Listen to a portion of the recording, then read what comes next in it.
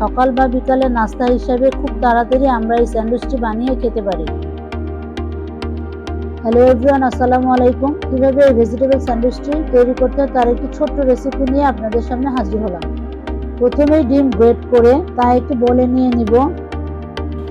এবার একটি গাজর গ্রেট করে নিয়ে তার রস বের করে নিয়ে সেই বলে রেখে দিব। এবার একটু শসা নিয়ে তা পরিমাণ মতো ছিলে তা গ্রেট করে এবং তার রস বের করে সেই বলে নিয়ে নিব।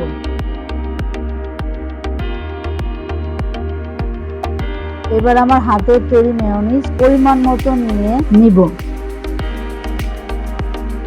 এবার তাতে 1 চিমটি কালো গোলমরিচের গুঁড়া এবং 1 চিমটি সাদা গোলমরিচের গুঁড়া এবং 1 চা চামচ চিনি দিয়ে তা ভালোভাবে মিশিয়ে নেব। এখন আমি পাউরুটিগুলো নিয়ে তার সাইডগুলো কেটে রেখে দিব। আপনারা চাইলে তা ব্রেড হিসেবে ব্যবহার করতে পারেন। এরপর একে একে আমি পাউরুটির পিসগুলোতে আমার বানানো তৈরি পুরগুলো মিশিয়ে দিচ্ছি।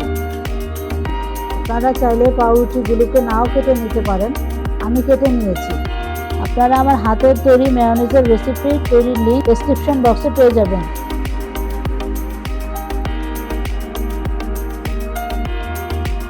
এবার দেখুন দেখতে কত ভালো লাগছে। দেখুন এবার তৈরি হয়ে গেল আজকের আমাদের মজাদার ভেজিটেবল স্যান্ডউইচ। আমার এই রেসিপি যদি আপনাদের ভালো লেগে থাকে তাহলে লাইক, কমেন্ট ও শেয়ার করবেন এবং নতুন নতুন রেসিপি পেতে সাবস্ক্রাইব করবেন। ধন্যবাদ।